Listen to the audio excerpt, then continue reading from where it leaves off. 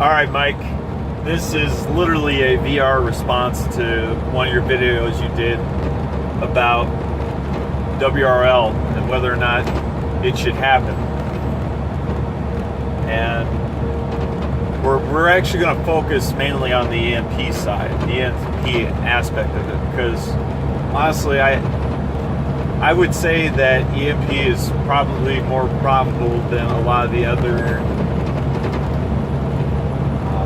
a lot of the other WROL events that could possibly happen. The only other event that I can think that could happen and be more of a likely scenario than EMP would be a mass pandemic of some kind. But Mike, you gotta understand, man. I as a prepper fear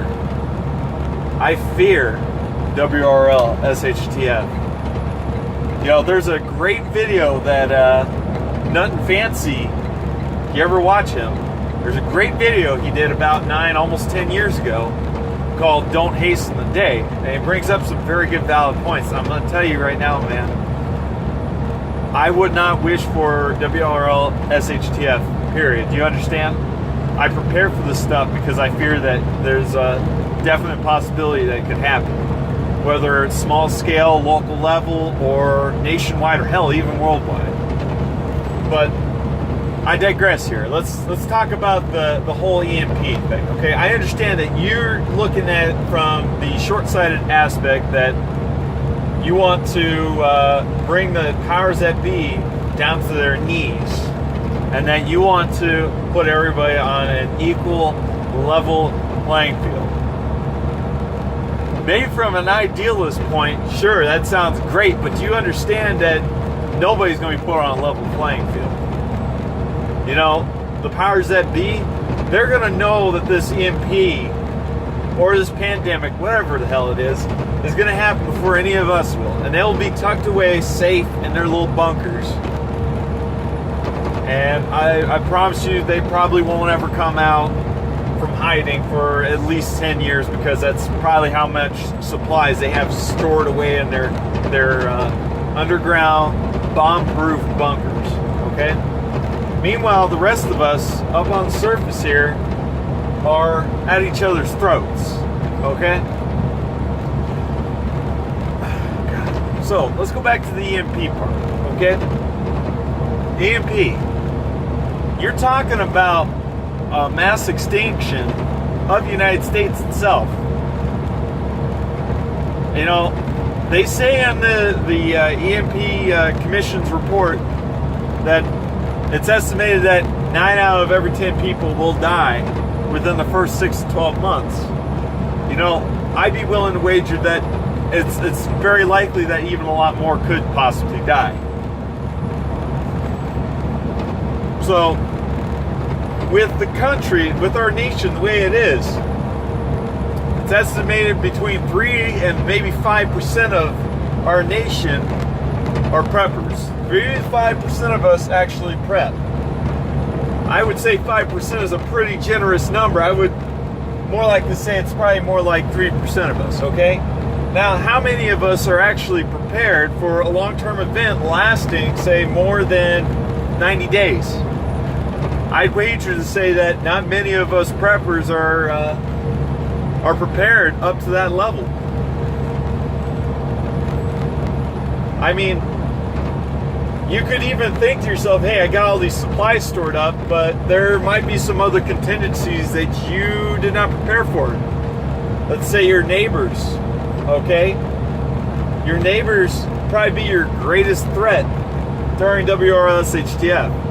And look, Mike, I know you're ex-Army. Look, I'm ex-Navy. I know that, you know, we're probably better than a lot, you know, we're better off than a lot of people, and we can probably fend for ourselves pretty well. But the reality of things are, Mike, there's always going to be somebody who is stronger, somebody who's faster, and somebody who's more skilled and more deadly than you are, and they will catch you. If they want you dead so they can take your supplies, they will kill you. They will find a way. Unfortunately, you can't stay up 24/7 standing watch. You have to sleep sometime. And that is the reality of things.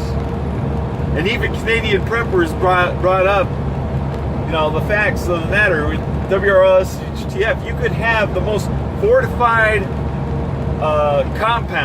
prepper compound, and eventually it's going to get discovered.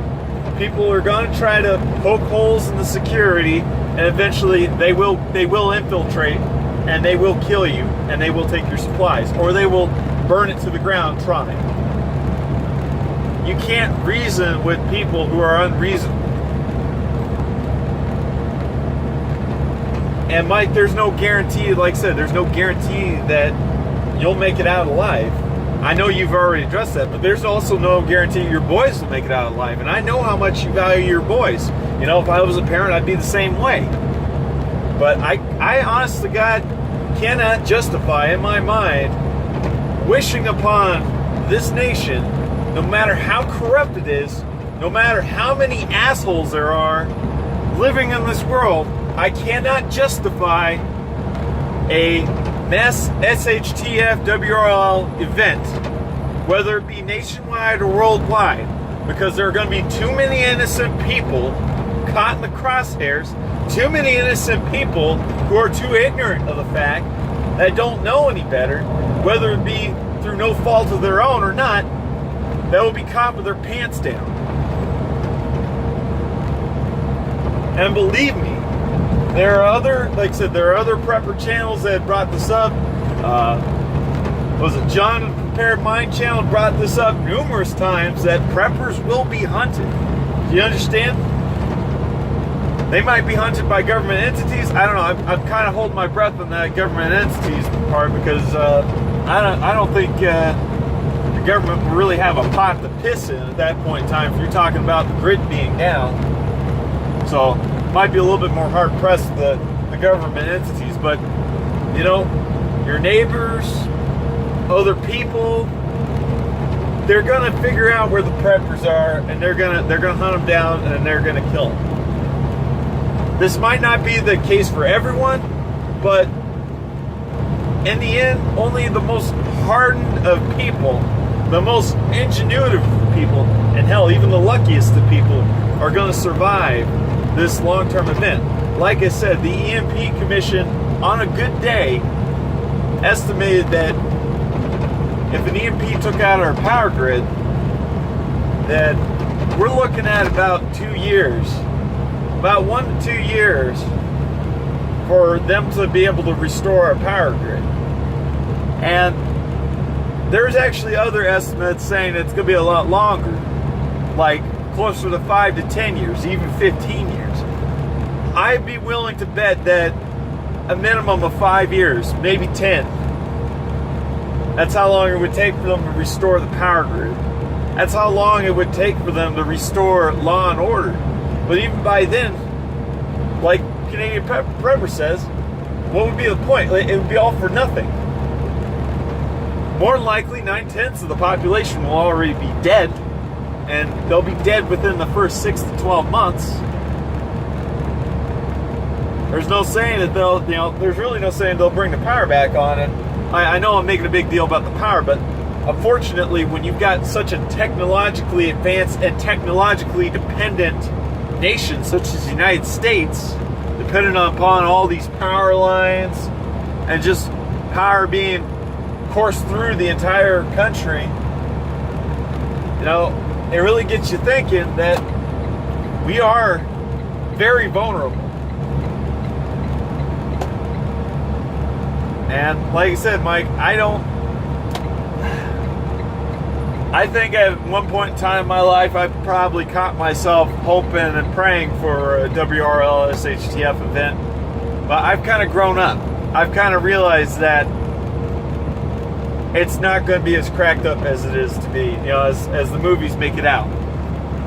And I know that it's not going to be like the movies, but people that romanticize this stuff, they have no idea.